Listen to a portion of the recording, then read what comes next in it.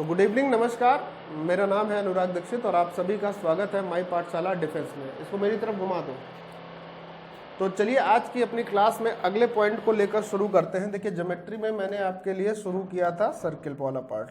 कौन सी geometry? Circle वाली, ठीक है। और उसमें मैंने आपको थ्योरम बतानी शुरू करी थी।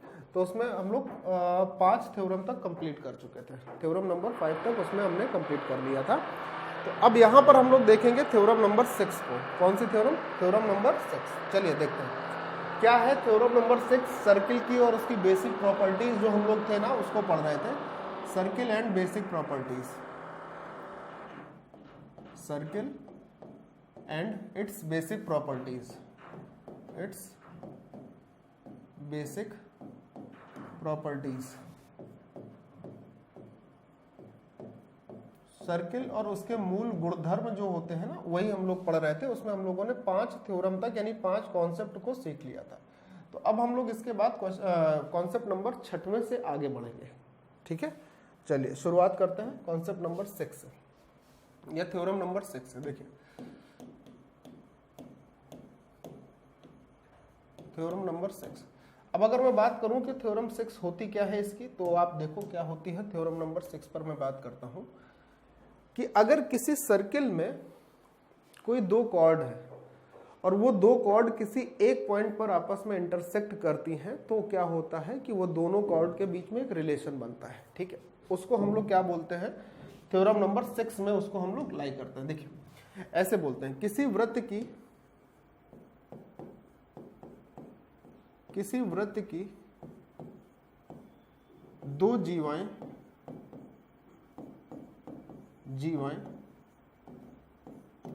जब किसी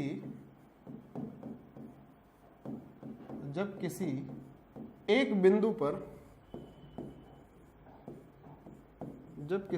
बिंदु पर इंटरसेक्ट करती हैं या प्रतिच्छेदित करती हैं, इंटरसेक्ट करती हैं तो क्या होता है?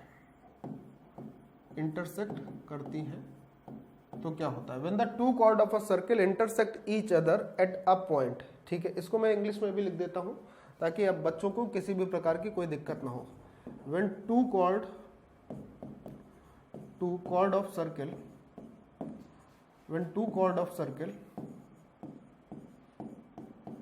intersect each other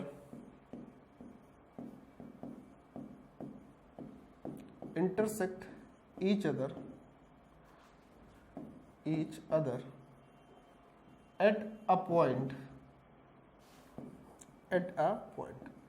तो उन दोनों के बीच में क्या रिलेशन बनता है, इसी बात को ये थ्योरम नंबर 6 आपको सिखाएगी और समझाएगी। देखिए ध्यान से, जैसे मैंने बोला कि हमारे पास एक सर्किल है। क्या है? हमारे पास एक सर्किल है और इस सर्किल का सेंटर मैंने मान लिया कि यहाँ पर कहीं पर सर्किल का सेंटर है O, ठीक है। क्या है? Centre O। अब इस सर्किल के 2 कॉर्ड अगर हम ले लेते हैं, 2 जीवाएं ले लेते हैं। जैसे इसमें मैंने बोल दिया कि पहली जीवा जो है अपने पास वो कुछ यहाँ से शुरू होकर यहाँ तक चली जाती है। इसका नाम मैंने बोल दिया AB कॉर्ड है, ये AB कॉर्ड है, ठीक। और दूसरी जीवा मैंने बोल दी कि एक जीवा यहाँ से लेकर यहाँ तक किसी पॉइंट पर आ जाती है। मैंने इस कॉर्ड का नाम दे दिया CD। क्या नाम दे दिया? कि ये है CD कॉर्ड, CD कॉर्ड। और ये जिस पॉइंट पर एक दूसरे को इंटरसेक्ट करती है, मैंने इस पॉइंट को नाम दे दिया M। तो अब इन दोनों कॉर्ड्स के बीच में जो रिलेशन बनता है वो क्या बनता है? बहुत ध्यान से समझिएगा, वेरी वेरी इंपॉर्टेंट। सॉरी, देखिए जो पहली कॉर्ड है ना, जो पहली जीवा है AB, वो 2 पार्ट में डिवाइड हो गई, एक AM और एक MB। तो आप दोनों पार्ट लिख लो, क्या क्या? AM और MB, ठीक। अब दूसरी कॉर्ड, दूसरी जीवा पर आप नजर डालिए तो दूसरी जीवा जो CD थी, ये भी 2 पार्ट में डिवाइड हुई है, एक CM और एक MD, एक CM और एक MD में। तो इन दोनों का जो प्रोडक्ट होगा वो इन दोनों के प्रोडक्ट के बराबर होता है। बात समझे? ये होती है इसकी प्रॉपर्टी नंबर 6 और ये होता है रिलेशन बिटवीन 2 कॉर्ड्स। अब कहने का मतलब, जिसको इस पर क्वेश्चन कैसे मिलते हैं, क्वेश्चन इसका ऐसे मिलता है। फॉर एग्जांपल मैंने बोल दिया कि इसका ये पार्ट जो है, मैंने बोल दिया कि इसका ये पार्ट जो है ये 6 सेंटीमीटर लंबाई वाला है, इसको मैंने बोल दिया कि ये 8 सेंटीमीटर लंबाई का है, इसको मैंने बोल दिया कि ये 3 सेंटीमीटर की लंबाई का है। अब मैंने बोला कि बताइए कि ये जो लेंथ होगी ये x है, ये कितनी होगी। तो इस पर ऐसे क्वेश्चन मिलते हैं तो आप क्या बोलोगे कि 8 गुणे 3 बराबर होगा 6 गुणे x के, 6 इंटू एक्स के। 8 गुणे 3 किसके बराबर होगा, 6 इंटू एक्स के, यानी x की जो वैल्यू हो जाएगी वो हो जाएगी 4। तो इस तरीके के क्वेश्चन भी आपको इसमें मिलेंगे जो कि थ्योरम नंबर 6 आपको सिखाएगी। तो इसकी थ्योरम नंबर 6 है, जरूर नोट कर लीजिए। क्या, किसी अगर वृत्त की दो जीवाएं जब किसी एक बिंदु पर इंटरसेक्ट करती हैं तो उनके बीच में क्या संबंध बनता है वो आपको पता है। ठीक है, चलिए अगले पॉइंट पर आते हैं, अगली थ्योरम पर आते हैं। इसको आप दोनों को ही नोट कर लीजिएगा, बहुत बेहतर समझ में आ जाएगा। ठीक है, देखो अगला पॉइंट है, इस पॉइंट को आपको समझना है, थ्योरम उसके बाद हम लोग सीखेंगे। अगला पॉइंट ये है कि अगर हम किसी अर्धवृत्त पर कोई एंगल बनाते हैं सेमी सर्किल पे, तो वो एंगल हमेशा 90 डिग्री का होता है। इस बात को समझना है। मान लीजिए कि अपने पास अगर कोई एक सर्किल है, ये इसलिए बता रहे हैं क्योंकि इसकी जरूरत आगे पड़ेगी। मान लीजिए अपने पास कोई सर्किल है, इस सर्किल का जो आधा हिस्सा होगा, मान लो कि ये सर्किल का आधा हिस्सा है, ये ऐसे, ठीक है, ये इसका सेंटर है यहाँ पर कहीं पर सर्किल का O। अब इस हाफ सर्किल में चाहे ऊपर की तरफ और चाहे नीचे की तरफ जो एंगल बनेगा, वो चाहे ऊपर की तरफ बने और चाहे नीचे की तरफ बने। फॉर एग्जांपल चाहे कोई ऐसे एंगल बन जाए, या कोई एंगल आप ऐसे बना दो, या कोई एंगल आप ऐसे बना दो, ये कोई भी एंगल बनेगा, ऊपर की तरफ बने चाहे ये नीचे की तरफ बने, मतलब नीचे भी आप बना सकते हो, चाहे ये एंगल ऐसे बन जाए, ठीक, चाहे आप इसको ऐसे बना लीजिए, चाहे आप इसको ऐसे बना लीजिए। ऊपर या नीचे की तरफ बने हुए कोई भी एंगल होते हैं तो ये हमेशा क्या होंगे, राइट एंगल होंगे। इनमें से कोई भी एंगल जो होगा वो आपस में कैसा एंगल होगा, राइट एंगल ही होगा, समकोण त्रिभुज होंगे। तो इस बात को आपको याद रखना है कि अर्धवृत्त में जो बना कोण होगा वो हमेशा समकोण होता है। इसको आप याद रख लीजिए कि अर्धवृत्त में, किसमें, अर्धवृत्त में बना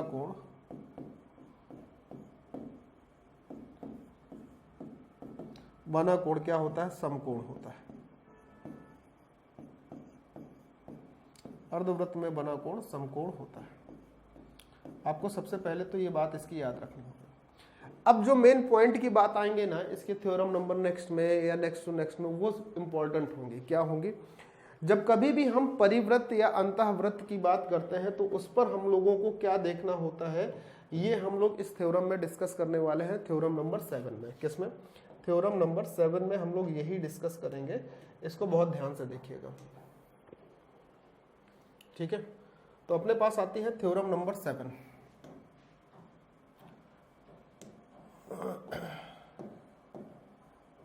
थ्योरम नंबर 7, क्योंकि ये सारी चीजें जब हम लोग अच्छे से सीख लेंगे ना, तब हम लोग अगर आगे के क्वेश्चन पर बढ़ेंगे तो बहुत अच्छा काम हो जाएगा और बहुत सारी चीजें इजी हो जाएंगी। यह है थ्योरम नंबर 7। क्या, जो कि किससे संबंधित है, जो कि परिवृत्त और अंतःवृत्त से संबंधित होगी। किससे किससे संबंधित होगी, परिवृत्त और अंतःवृत्त से संबंधित होगी, परिवृत्त और अंतःवृत्त से।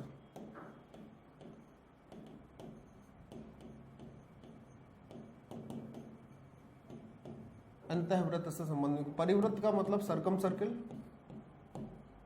दोनों ही भाषाओं में मैं लिखूंगा ताकि हिंदी और इंग्लिश मीडियम जो भी द्विभाषी बच्चे हैं उनको किसी भी प्रकार की कोई दिक्कत ना हो। और अंतःवृत्त का मतलब होगा इन सर्किल, इन सर्किल, ठीक। थ्योरम इस बात को प्रूव करेगी। देखिए, जब मैंने आपको ट्राइंगल और उसकी बेसिक प्रॉपर्टीज के विषय में बताया था तब मैंने आपको जानकारी दी थी कि अंतःवृत्त कब बनता है, परिवृत्त कब बनता है, और उसी पर हम लोग आज भी बात करेंगे। तो सबसे पहले मैं बात करता हूं परिवृत्त पर। किस पर, परिवृत्त पर। मतलब एक ऐसा त्रिभुज जिसके चारों शीर्षों से होकर अगर कोई वृत्त जाता है, किससे, चारों शीर्षों से होकर अगर कोई वृत्त जाता है तो उसको हम लोग बोलते हैं परिवृत्त। कुछ इस प्रकार का अगर एक ट्राइंगल हम लेते हैं जिसके तीनों शीर्षों से होकर अगर कोई ट्राइंगल सर्किल गुजरता है तो उसे हम लोग क्या बोलते हैं, परिवृत्त बोलते हैं। बहुत ध्यान से समझिएगा क्या क्या प्रॉपर्टीज होती हैं। तो मैंने बोल दिया कि यहाँ पर जो है ये त्रिभुज का कोई केंद्र है O, त्रिभुज का नहीं, ये वृत्त का केंद्र है O is the centre of circle. ठीक है, बहुत ध्यान से देखना, मेरे सभी दोस्तों से मेरा रिक्वेस्ट है, बहुत ध्यान से। और इस ट्राइंगल का नाम मैंने दे दिया ABC, A B and C। सबसे पहले O क्या है? O वृत्त का केंद्र है। मैं लिखता चलता हूं कि आपको समझ में आ जाए। O क्या है? O वृत्त का केंद्र है। O वृत्त का केंद्र है, यानी कि सेंटर ऑफ सर्किल है, सेंटर ऑफ सर्किल है। देखिएगा ध्यान से, अगर O वृत्त का केंद्र है तो आपने ये पढ़ रखा है कि इस O से अगर मैं वृत्त के त्रिभुज के किसी भी शीर्ष को मिला देता हूं, किसको मिला देता हूं? त्रिभुज के किसी भी शीर्ष को। मतलब अगर इस O से मैं इसको मिला दूं, या फिर इस O से मैं A वाला O से इसको मिला दूं, या फिर इससे मैं इसको मिला दूं, या फिर मैं बोलूं कि मैं इससे जो है इसको मिला दूं, ऐसे। तो ये तीनों ही बातें क्या होती हैं? ये तीनों ही चीजें आपस में बराबर होंगी। क्यों बराबर होंगी? क्योंकि ये वृत्त की त्रिज्याएं होती हैं। ये क्या होती हैं? रेडियस ऑफ सर्किल होती है, यानी O से B तक की जो दूरी होगी वो O से C तक की डिस्टेंस और वही O से A तक की डिस्टेंस के बराबर होगी, और इसको कहते हैं परिवृत्त की त्रिज्या। क्या बोल देते हैं भाई? परिवृत्त की त्रिज्या। अब जो सबसे मेन पॉइंट आता है उसको समझना है कि इसके जो एंगल होते हैं वो किस तरीके से आपस में रिलेट होते हैं। बहुत ध्यान से समझना। जैसे कि अगर मैं बोल देता हूं, परिवृत्त की बात कर रहा हूं, ठीक है। जैसे मैंने बोला कि अगर अपने पास एंगल BAC जो है, मैंने क्या बोल दिया कि एंगल BAC जो है वो अपने पास अगर थीटा हो, क्या बोला मैंने? BAC अगर क्या हो? थीटा हो। मतलब कि ये वाला जो कोण है, अगर मैं इसको थीटा बोल देता हूं, मैंने इस पूरे कोण को बोल दिया कि ये पूरा कोण है थीटा, तो यहां पर ये जो एंगल बनेगा ये इसका 2 गुना होगा, यानी कि 2 थीटा होगा। बहुत ध्यान से समझना है। एंगल BAC अगर थीटा है तो एंगल BOC जो होगा, क्या होगा? एंगल कोण BOC जो होगा वो 2 ऑफ एंगल BAC होगा। क्या होगा? 2 ऑफ एंगल BAC। इसकी एंगल वाली प्रॉपर्टीज जो होती है ना, वो यहां पर आपको बड़ी फायदा करने वाली है। दूसरा पॉइंट देखिए भाई, अगर मैं बोल देता हूं कि ये वाला एंगल C वाला, ये वाला एंगल अगर अल्फा है, तो अगर ये एंगल अल्फा है तो यहां पर बना हुआ ये एंगल कितना होगा? ये 2 अल्फा होगा। क्या होगा? ये 2 अल्फा होगा। ठीक, तो इसको भी लिखो। अगर मैंने बोला कि कोण BCA, क्या बोला मैंने? कोण BCA, ये अगर अल्फा है तो जो कोण BOA बनेगा, कौन सा कोण? BOA, कोण BOA बनेगा, वो क्या बनेगा? वो बनेगा 2 गुणा एंगल BCA, यानी कि 2 अल्फा बनेगा। और सेम पॉइंट थर्ड वाले के साथ, सेम पॉइंट थर्ड के साथ, क्या है थर्ड के साथ? कि अगर ये वाला एंगल मैंने बोल दिया कि ये वाला एंगल मान लीजिए अल्फा बीटा हो गया, तो यहां पर ये जो कोण बनेगा ये बनेगा 2 बीटा। क्या बनेगा? 2 बीटा, यानी कि कोण AOC जो बनेगा, एंगल AOC, देखो मैं लिखता हूं, एंगल AOC जो आएगा, एंगल AOC जो होगा वो क्या होगा? वो 2 गुना होगा कौन से कोण के? वो 2 गुना होगा एंगल ABC के, एंगल ABC का 2 गुना होगा। तो आपको ये बात याद रखनी है किसमें? जब थ्योरम नंबर 7 में हम लोग किसको पढ़ रहे होंगे? परिवृत्त को, यानी कि सर्कम सर्किल को। तो this is the very important theorem and very important point. ठीक है, अच्छा, अब हम लोग आते हैं इसके अगले पार्ट पर, जिसमें हम लोग इन सर्किल के विषय में पढ़ने वाले हैं। तो आप पहले तो इसको नोट कर लीजिए। अब मैं बात करता हूं इन सर्किल की, यानी कि अंतः केंद्र की। ठीक है, अभी तक हम लोगों ने किसको देखा? परिवृत्त को देखा, परिवृत्त को। अब उसके बाद हम लोग देखते हैं अंतःवृत्त के। अंतःवृत्त में भी जो कोण होते हैं, रिलेशन बिटवीन द एंगल, वो इंपॉर्टेंट होंगे इस सर्किल वाली प्रॉपर्टीज के लिए। अंतःवृत्त, यानी कि इन सेंटर पर अब हम लोग बात करने वाले हैं, इसको देखने वाले हैं, बहुत ध्यान से देखना। अंतःवृत्त, अंतःवृत्त का मतलब एक होता है कि हमारे पास एक ऐसा वृत्त हो जो कि त्रिभुज की तीनों भुजाओं को स्पर्श करता हुआ जाता है। कि अगर हमारे पास एक ट्राइंगल है ये, तो इस ट्राइंगल के तीनों साइड को टच करता हुआ, किसको? तीनों भुजाओं को टच करता हुआ अगर कोई सर्किल जाएगा तो इस सर्किल को हम लोग बोलते हैं अंतःवृत्त। क्या बोलते हैं? अंतःवृत्त। सर्किल के तीनों साइड को टच करता हुआ जाता है, इसको हम लोग क्या कहते हैं? अंतःवृत्त कहते हैं। ये है A, ये है B और ये है C। बहुत ध्यान से सुनना।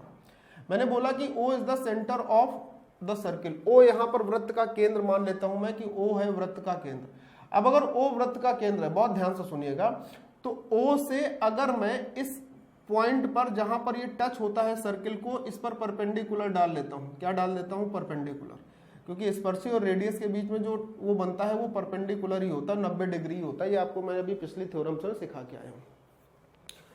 तो ये अगर पॉइंट हो गया डी, ये पॉइंट हो गया ई और ये पॉइंट हो गया एफ, तो O से D, O से E और O से F तक की जो डिस्टेंस होगी ये आपस में बराबर होगी। कौन कौन सी? O से D तक की डिस्टेंस, O से E तक की डिस्टेंस और O से F तक की जो डिस्टेंस है ये आपस में क्या होगी? बराबर होगी। क्यों? क्योंकि ये अंतःवृत्त की त्रिज्याएं हैं, रेडियस ऑफ इन सर्किल, ये आपस में क्या होंगी? बराबर होंगी। अच्छा, अब जो मेन पॉइंट आता है उसको ध्यान से सुनना है, समझना है। देखिए, अगर मैं ये बोल रहा हूं, मैं O से इसको ऐसे मिला देता हूं और एक पॉइंट इसको ऐसे मिला देता हूं, फिर मैंने बोला कि इस शीट्स को मैंने यहां से ऐसे मिला दिया, एक मिनट, ठीक है, इसको मैंने ऐसे मिला दिया और ये इसी पॉइंट पर आके सबको टच कर रहा है, ठीक है, ये मैंने अगर मिला दिया, तो इस बात को समझना बेहद जरूरी है कि यहां पर मैं आपको जो बता रहा हूं वो क्या होगा। देखो भाई, अब मैं अगर बोलता हूं कि यहां पर जो पूरा एंगल है, अगर ये थीटा है, अगर ये एंगल थीटा है, तो ये जो कोण बनेगा, बहुत ध्यान से सुनना, if angle BAC is equal to theta, अगर एंगल BAC थीटा है तो जो एंगल BOC बनेगा, कौन सा कोण? BOC बनेगा, वो क्या बनता है? वो बनता है 90 प्लस थीटा बाई 2। क्या बनेगा? 90 प्लस थीटा बाई 2। सेम इसी तरीके का हिसाब किताब ये होता है कि अगर ये एंगल आपका अल्फा है तो ये वाला जो कोण बनेगा ये बनेगा 90 प्लस अल्फा बाई 2, यानी एंगल ACB, अगर इफ एंगल ACB, ध्यान से सुनिएगा, अगर एंगल ACB क्या है? अल्फा है, तो एंगल AOB जो बनेगा, एंगल ACB अगर अल्फा है तो एंगल AOB जो बनेगा, AOB, ध्यान से सुनो, ये क्या बनेगा? ये बनेगा 90 प्लस अल्फा बटे 2। क्या बनेगा? 90 प्लस अल्फा बाई 2। ये किसकी बात कर रहा हूं? ये इन सेंटर की बात कर रहा हूं, अंतःवृत्त की बात कर रहा हूं। तीसरा पॉइंट इसका जो इंपॉर्टेंट है कि अगर हमारे पास ये एंगल जो है, ये एंगल बीटा है, तो यहां पर जो कोण बनेगा ये वाला कोण, इफ एंगल कौन सा? ABC, अगर कोण ABC जो है वो बीटा है, ABC क्या है? बीटा है, तो हमारे पास जो कोण AOC बनेगा, कौन सा बनेगा? एंगल AOC जो बनेगा वो क्या बनेगा? 90 प्लस बीटा बाई 2। क्या बनेगा? 90 प्लस बीटा बटे 2। बात ध्यान रखिएगा, क्या बन जाएगा भाई? 90 प्लस बीटा बटे 2। तो ये पॉइंट जो है वो इन सेंटर के लिए, अंतः केंद्र के लिए बहुत इंपॉर्टेंट होता है। इन दोनों पॉइंट को आपको नोट करना चाहिए, एक परिवृत्त वाला यानी कि सर्कम सेंटर वाला ये वाला पॉइंट, और एक अंतः केंद्र का ये वाला point. Very very important rule, theorem, what ever you can say, very very important point, ठीक है। और ये थी थ्योरम नंबर 7, जिसमें परिवृत्त और अंतःवृत्त के विषय में हमने चीजें पढ़ी। किसके विषय में? परिवृत्त और अंतःवृत्त के विषय में चीजें पढ़ी। अब मैं आपको ले चलता हूं थ्योरम नंबर नेक्स्ट पर। किस पर लेके चलता हूं? थ्योरम नंबर नेक्स्ट पर। देखिए क्या है थ्योरम नंबर नेक्स्ट, ध्यान से समझिएगा। यहां पर आती है थ्योरम नंबर नेक्स्ट का मतलब 8, थ्योरम 8। अब ये थ्योरम क्या है? ध्यान से देखो भाई,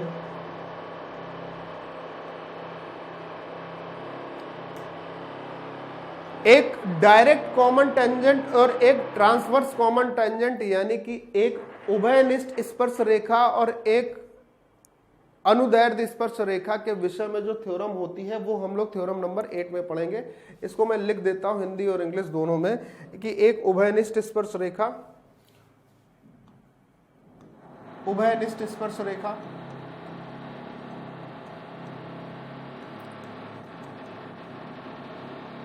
उभयनिष्ठ स्पर्श रेखा जिसको हम लोग बोलते हैं डायरेक्ट कॉमन टेंजेंट। क्या बोलते हैं? डायरेक्ट कॉमन टेंजेंट और एक हो जाएगी अनुदैर्ध्य स्पर्श रेखा, अनुदैर्ध्य स्पर्श रेखा क्या हो जाएगी? अनुदैर्ध्य स्पर्श रेखा। इसको बोलते हैं transversal common tangent, transversal tangent आप इसको डायरेक्ट बोल सकते हो, ट्रांसवर्सल टेंजेंट। ठीक,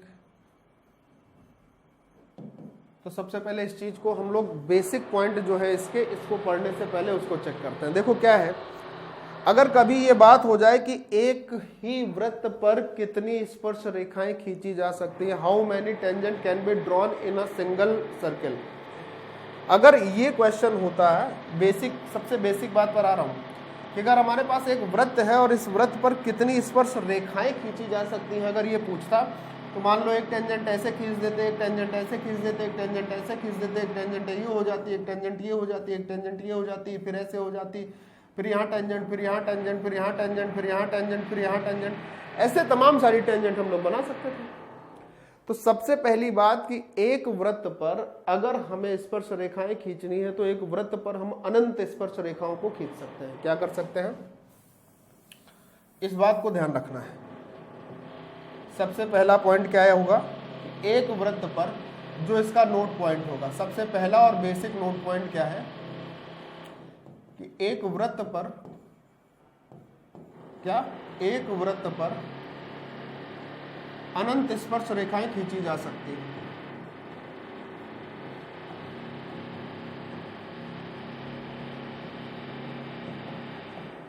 अनंत स्पर्श रेखाएं खींची जा सकती हैं।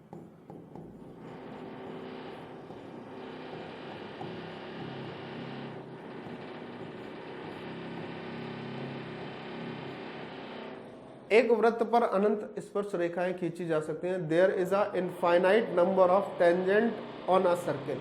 ठीक है, इसको इंग्लिश में भी लिख देता हूं, there is a infinite number of tangent, infinite number of tangent on circle, on circle. एक वृत्त पर क्या होता है, अनंत स्पर्श रेखाओं को खींचा जा सकता है, सबसे पहला पॉइंट। ठीक, अच्छा, अब इसके बाद हम लोग आगे की बात करते हैं। देखिए क्या है कि अगर यदि हम लोग दो वृत्त ले लेते हैं, कैसे वृत्त ले लेते हैं, दो वृत्त जो आपस में जुड़े ना हो, दो ऐसे वृत्त जो आपस में जुड़े हुए ना हो, तो हमने कहा कि भाई एक सर्किल हम ये ले लेते हैं, एक ऐसे ले लिया और दूसरा सर्किल ऐसे ले लिया। अब अगर ये दोनों सर्किल आपस में जुड़े नहीं हैं तो इन पर जो उभयनिष्ठ स्पर्श रेखाएं खींची जा सकती हैं, मतलब ऐसी स्पर्श रेखाएं जो इसको भी स्पर्श करती हो, इसको दोनों को स्पर्श करती हो, ऐसी कितनी उभयनिष्ठ स्पर्श रेखाएं खींची जा सकती हैं? तो आप क्या बोलोगे कि भाई ऐसी कंडीशन में अगर हम स्पर्श रेखा खींचे तो मान लो एक ऐसे खींच सकते हैं जो इनको दोनों को टच करती हो, एक हम भाई ऐसे खींच सकते हैं जो दोनों को टच करती हो, ऐसे खींच सकते हैं जो दोनों को टच करती हो। ठीक है, एक स्पर्श रेखा भाई हम ऐसे भी खींच सकते हैं जो दोनों को टच करे, एक ऐसे खींच सकते हैं, और एक स्पर्श रेखा हम ऐसे खींच सकते हैं जो दोनों को टच करे। तो अगर दो सर्किल ऐसे होते हैं, बहुत ध्यान से सुनिएगा, अगर दो सर्किल ऐसे होते हैं जो आपस में टच नहीं होते हैं तो उन पर कितनी स्पर्शियां खींची जा सकती है? तो आप बोल सकते हो कि उन पर भाई हम लोग 4 स्पर्शियां खींच सकते हैं। मैक्सिमम कितनी स्पर्शी खींच सकते हैं? 4। ठीक, अच्छा, इसको भी लिखाऊंगा। लेकिन अगर हमारे पास दो सर्किल ऐसे होते जो आपस में एक दूसरे को टच कर रहे होते, क्या कर रहे होते? टच कर रहे होते। मान लो ऐसा सर्किल होता, अब इन सर्किल पर कितनी कॉमन टेंजेंट खींची जा सकती है जो दोनों को टच करती हो? तो आप क्या बोलोगे? एक ऐसे हो जाती, एक ऐसे हो जाती और एक यहां पर हो जाती। क्या इसके अलावा कोई और स्पर्शी खींची जा सकती थी, कोई और टेंजेंट खींची जा सकती थी जो दोनों को टच करे? तो आप बोलते सर ऐसा फिर पॉसिबल नहीं होता। तो ठीक है, अच्छा, ये दोनों बातें आपको समझ में आ गई। अब अगर ये दोनों बातें आपको समझ में आ गई तो इन्हीं को पॉइंट बनाकर हम लोग आगे लिखने वाले हैं, हटा ही देते हैं। इन्हीं को पॉइंट बनाकर हम लोग आगे अपने पास लिखेंगे कि अगला नोट पॉइंट क्या होगा उसको समझते हैं। नोट पॉइंट नंबर नेक्स्ट, वो नोट पॉइंट क्या होगा, दो अलग सर्किल में जो टेंजेंट की संख्या होती है, जो स्पर्शियों की संख्या होती है, वो होती है 4। जब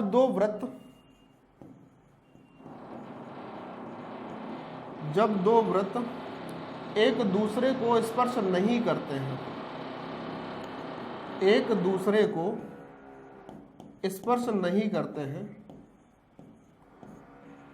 स्पर्श नहीं करते हैं,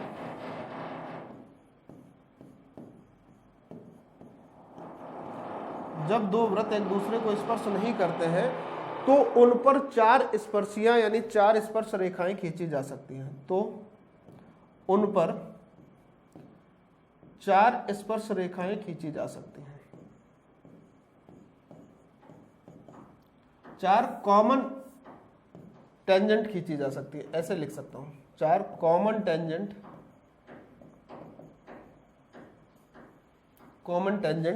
खींची जा सकती हैं, खींची जा सकती हैं। ठीक है, तो उन पर कितनी स्पर्श रेखाएं खींची जा सकती हैं, 4 स्पर्श रेखाएं खींची जा सकती हैं जब आपस में एक दूसरे को टच नहीं करते। लेकिन जब वो आपस में एक दूसरे को टच करते हैं, अगला नोट पॉइंट, जब दो वृत्त आपस में एक दूसरे को टच करते हैं, एक दूसरे को टच करते हैं,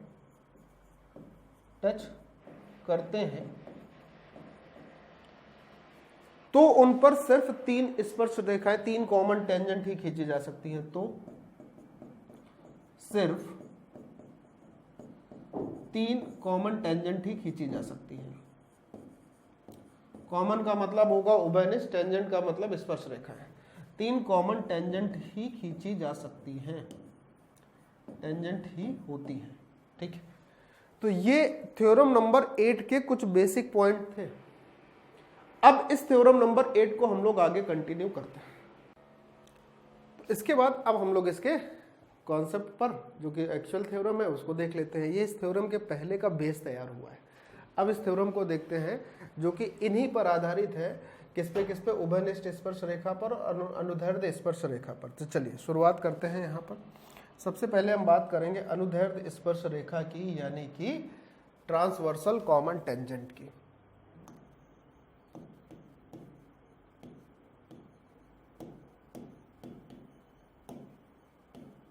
अनुदैर्ध्य स्पर्श रेखा,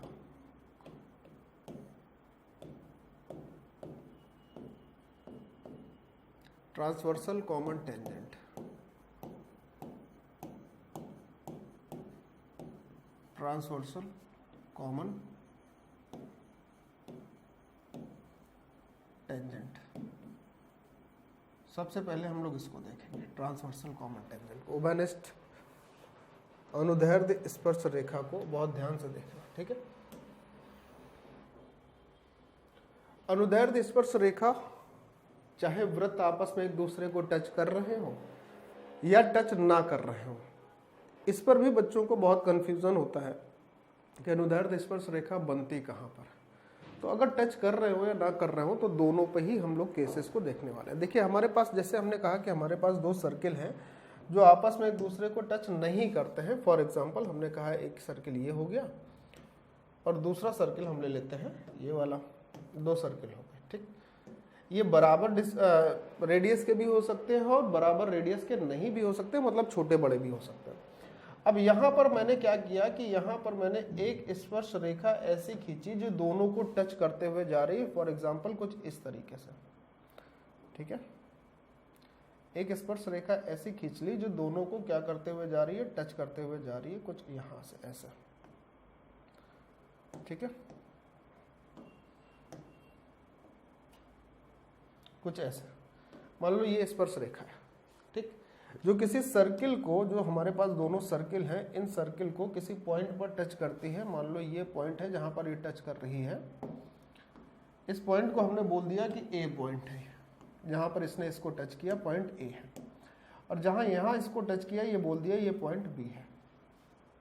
ठीक, ये क्या है, पॉइंट बी। अच्छा, यहां पर मैंने बोला कि ये सेंटर ऑफ सर्किल है C1, पहले वृत्त का केंद्र, और यहां पर इसको बोल दिया ये सेंटर ऑफ सर्किल है C2, ये दूसरे वृत्त का केंद्र है। ठीक, ध्यान से सुनते चलिएगा। अब मैं क्या बोलता हूं, आपने पढ़ा कि स्पर्शी और रेडियस के बीच का जो एंगल होता है वो 90 डिग्री होता है, करेक्ट है। सेम कंडीशन यहाँ पर कि स्पर्शी और रेडियस के बीच का जो कोण होता है वो 90 डिग्री होता है।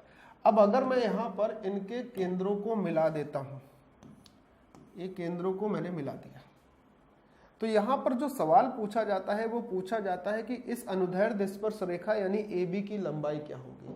यहाँ पर AB ही क्या है, AB ही इस अनुदैर्ध्य स्पर्श रेखा है और इसी की लंबाई आपसे पूछी जाती है।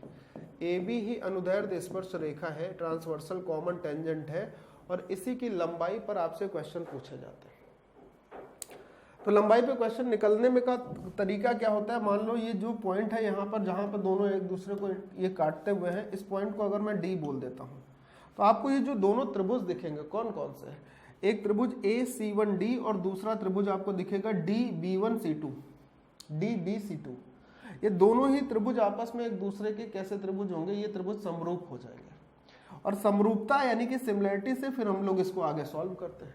लेकिन अगर कभी AB की लंबाई डायरेक्ट पूछी जाएगी तो AB की लंबाई क्या होती है, AB की लंबाई होती है रूट ऑफ केंद्रों के बीच की दूरी यानी C1 से C2 के बीच के डिस्टेंस, C1 से C2 का जो अंतर होगा इसका स्क्वायर, माइनस जो दोनों त्रिज्याएं हैं, मान लो ये त्रिज्या इसकी R1 है और ये त्रिज्या इसकी R2 है, जो दोनों रेडियस है इन दोनों रेडियस के योग का भी वर्ग। ये होती है AB की लंबाई, किसमें, अनुदैर्ध्य स्पर्श रेखा को निकालते समय, ट्रांसवर्सल कॉमन टेंजेंट को निकालते समय ये AB की लेंथ निकाली जाती है। ठीक है, अच्छा अब मैं आपको अगले पॉइंट पर लेकर चलता हूं। अगला पॉइंट क्या है उसको भी देखिए ध्यान से। ठीक है, अगला पॉइंट क्या है इसको भी ध्यान से समझना है, देखना है।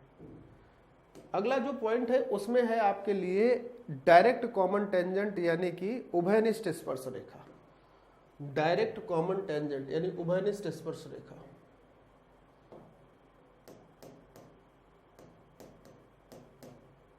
उभयनिष्ठ स्पर्श रेखा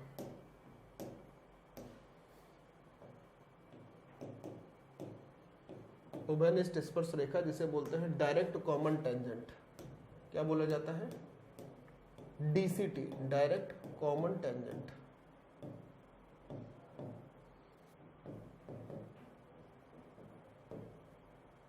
DCT, डायरेक्ट कॉमन टेंजेंट, इसको बोलते हैं उभयनिष्ठ स्पर्श रेखा। अब देखो जरा ये क्या है उभयनिष्ठ स्पर्श रेखा, अगर मैं इसकी बात करता हूं, देखिए ध्यान से, दो सर्किल जिसमें एक ऐसी उभयनिष्ठ रेखाएं खींची जाए जो उसको सीधे स्पर्श करते हैं। मान लो एक सर्किल ये है, दूसरा सर्किल ये है, ठीक, ये दोनों सर्किल छोटे बड़े हैं, ये आपस में जुड़े भी हो सकते हैं, जुड़े नहीं भी हो सकते हैं। ठीक है, तो यहाँ पर हमने एक ऐसी स्पर्श रेखा खींची जो कि इन दोनों को डायरेक्ट टच कर रही हो, मान लो कुछ इस प्रकार से। एक ये स्पर्श रेखा है, आपको दिख रही है सांप वाली स्पर्श रेखा, कुछ स्पर्श रेखा हमने ऐसे खींच ली कि ये स्पर्श रेखा है जो दोनों को टच कर रही है। मान लो इसको इस बिंदु पर टच कर रही है, ये बिंदु हो जाए A, क्या हो जाए ये बिंदु A, और यहाँ पर इसको इस बिंदु पर टच कर रही है, ये है B। तो A से B तक की दूरी यहाँ पे भी पूछी जाती है। यहाँ पे मैंने बोल दिया कि ये है हमारा वृत्त का जो केंद्र, ये है C1 वृत्त का केंद्र, और यहाँ पर ये वृत्त का केंद्र बोल दिया C2। समझिएगा ध्यान से, ठीक। स्पर्शी से अगर हम इसको त्रिज्या को मिलाएंगे तो ये कोण 90 डिग्री होगा, फिर वही बात स्पर्शी से त्रिज्या को इसको मिलाएंगे तो ये एंगल भी 90 डिग्री होगा। अब अगर यहाँ पर मैंने क्या किया, यहाँ पर मैंने दोनों केंद्रों को इस तरीके से मिला दिया, दोनों केंद्रों को ऐसे मिला दिया और पूछ दिया AB क्या होगी। पूछा जाता है, यही पूछा जाता है कि AB क्या होगा। यहाँ पर AB क्या होगी, तो यहाँ पर AB होगी रूट ऑफ दोनों केंद्रों के बीच की दूरी यानी C1 और C2 के बीच का डिफरेंस। ये बात दोनों में ही कॉमन रहती है। अब क्या होता है, जहां पहले प्लस होगा वहां यहाँ माइनस होगा, जहां यहाँ माइनस है वहां प्लस होगा, तो ये हो जाएगा प्लस, और यहाँ पर क्या हो जाएगा R1 और R2 के बीच के अंतर का स्क्वायर। ये बीच का अंतर होता है, माइनस नहीं करते हैं R1 में से R2, R1 और R2 के अंतर का वर्ग लिखते हैं। जो कि आ अल्टीमेटली प्लस में ही जाता है, ठीक है, किस में जाता है, प्लस में ही जाता है। ये है आपके पास क्या, उभयनिष्ठ स्पर्श रेखा, और ये है आपके पास अनुदैर्ध्य स्पर्श रेखा की लंबाई। एक इंपॉर्टेंट कॉन्सेप्ट जो कि आपको समझना बेहद जरूरी है, ठीक। अब इसका एक कॉन्सेप्ट और बचा रह जाता है जो सर्किल पे मैं आपको सिखाना चाहता हूं, जिस पर आपसे क्वेश्चन पूछे जाते हैं। लास्ट वाला क्या है कि कई बार ऐसे केस देखने को मिलते हैं जहां पर दो सर्किल जो कि दोनों बराबर त्रिज्याओं के होते हैं एक दूसरे के केंद्र से होकर जाते हैं। इसको मैं बोल देता हूं कि मैं नाम दे देता हूं थ्योरम नंबर 8 ये हो गया था, थ्योरम नंबर 9 का कर देता हूं, ठीक है। थ्योरम नंबर 9, थ्योरम नंबर 9 क्या है, अब इस चीज को बहुत ध्यान से समझना। अपने पास दो सर्किल हैं, ये है पहला सर्किल, बहुत ध्यान से देखना, ये है पहला सर्किल, और एक सर्किल हम और लेते हैं, ये है अपने पास दूसरा सर्किल। ये पहला हो गया, एक ये है दूसरा सर्किल, ठीक, ये ऐसे है दूसरा सर्किल, दूसरा सर्किल, और ये दोनों ही एक दूसरे के केंद्र से होकर गुजरते हैं। कहने का मतलब, थोड़ा सा इसको और बड़ा करते हैं तभी ये केंद्र से होकर गुजर पाएंगे, दोनों एक दूसरे के, मान लो ये ऐसे केंद्र से होकर गुजरना है, ठीक। कहने का मतलब ये सफेद वाले वृत्त का केंद्र यहाँ है C1 और इस वाले पीले वाले वृत्त का केंद्र यहाँ है C2। बात ध्यान से समझना, पीले वाले वृत्त का केंद्र यहाँ है C2। ये वृत्त दोनों एक दूसरे के केंद्र से होकर गुजर रहे हैं और बराबर त्रिज्या के वृत्त हैं। थोड़ा बहुत बनाने में अगर इधर उधर हुआ है तो उसको आप मैनेज करना है। थ्योरम क्या कहती है, same radius circle, two circle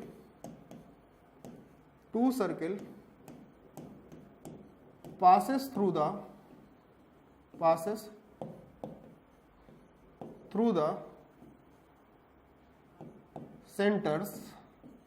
through the centers। जब दो बराबर त्रिज्या के वृत्त एक दूसरे के केंद्र से होकर गुजरते हैं, ये इसका थीम है। जब दो बराबर त्रिज्या के वृत्त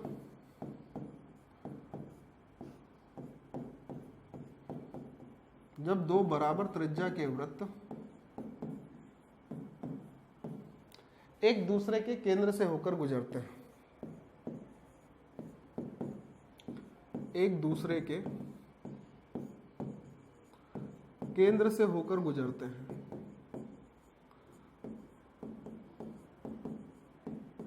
केंद्र से होकर क्या होते हैं, गुजरते हैं, तब क्या कंडीशन होती है उसको देखते हैं। गुजरते हैं, तो अगर इस कंडीशन को हम देखते हैं तो यहां पर हमारे पास जो इसकी कॉमन कॉर्ड है, जो उभयनिष्ठ जीवा है, कौन कौन सी, मान लो ये दोनों एक दूसरे को ए पॉइंट यहां पर और बी पॉइंट यहां पर एक दूसरे को काटते हैं। अब इनकी ये जो कॉमन उभयनिष्ठ जीवा है कौन सी, ए बी, ये उभयनिष्ठ जीवा, कभी इसकी लंबाई पूछ देता है। अब अगर इनके केंद्रों को हम आपस में मिला देते हैं तो इसके बीच में भी एक बहुत बढ़िया संबंध बनता है। वो संबंध क्या बनता है, किसके किसके बीच में, ए बी और C1 C2 के बीच में। सबसे पहला संबंध ये बनता है कि ये हमेशा एक दूसरे को राइट एंगल ट्राइंगल पे ही काटते हैं, 90 डिग्री पर ही काटते हैं। प्लस दूसरी बात ये होती है कि C1 C2 A1 B पर लंब होता है और एक दूसरे का अर्धक करता है। बात समझिएगा ध्यान से, बहुत इंपॉर्टेंट पॉइंट है कि C1 C2 यानी केंद्रों के बीच की जो दूरी होती है वो लंब होती है इसकी उभयनिष्ठ जीवा AB पर। किस पर जो लंब होती है, उभयनिष्ठ जीवा AB पर। और साथ में दोनों एक दूसरे का अर्धक करते हैं, बोथ बाइसेक्टिंग ईच अदर, दोनों एक दूसरे का अर्धक करते हैं।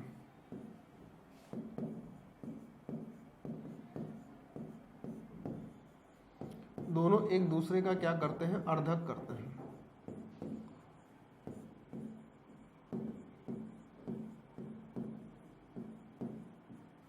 दोनों एक दूसरे का अर्धक करते हैं, यानी कि हाफ करते हैं। तो हाफ करने का मतलब ये हो जाएगा कि अगर यहाँ पे किसी पॉइंट को हम ले लेते हैं कि ये पॉइंट डी है, तो ए से डी तक की जो दूरी होगी वो बराबर होगी डी से बी तक की दूरी की। साथ ही साथ डी से C1 तक की जो डिस्टेंस है, किससे, DC1 तक की जो डिस्टेंस है वो बराबर होगी DC2 की डिस्टेंस के। और एक मजे की बात और है जो आप शायद अभी तक नहीं देख पाए, अगर ये दोनों एक दूसरे के केंद्र से होकर वृत्त गुजर रहे थे तो इनकी त्रिज्याएं भी आपस में क्या होंगी, बराबर होंगी। जो रेडियस होंगी, त्रिज्याएं होंगी, वो भी सेम होंगी। और अगर यहाँ पे त्रिज्या देखेंगे तो इस वृत्त के केंद्र से इस वृत्त के केंद्र तक की दूरी ही तो त्रिज्या होगी। अगर ध्यान से देखो, जो त्रिज्या होगी वो दोनों वृत्तों के केंद्र के बीच की दूरी ही होती है, यही इसकी त्रिज्या होती है। क्या होती है इसकी त्रिज्या। और कभी अगर आपसे उभयनिष्ठ जीवा की लंबाई पूछता है, इस कंडीशन में क्या पूछ ले, उभयनिष्ठ जीवा की लंबाई, यानी कि length of the common chord, उभयनिष्ठ जीवा की लंबाई, इसकी जरूरत पड़ जाती है। उभयनिष्ठ जीवा की लंबाई पूछ ले तो होता है r√3, यानी कि त्रिज्या गुणे √3। r ए बी जो पूछ ले कभी तो क्या मिलेगा, r√3। याद रखिएगा इस चीज को भी। और यही आपकी लास्ट थ्योरम थी, यानी कि थ्योरम नंबर 9, जो कि इसके लिए जरूरी थी, थ्योरम नंबर 9। क्लियर, बढ़िया। अब हम लोग इसके जो क्वेश्चंस होंगे ना उनको समझेंगे, उनको करेंगे अगले चैप्टर में। आज के लिए इनफ, आज के लिए इतना ही रखते हैं, ठीक है।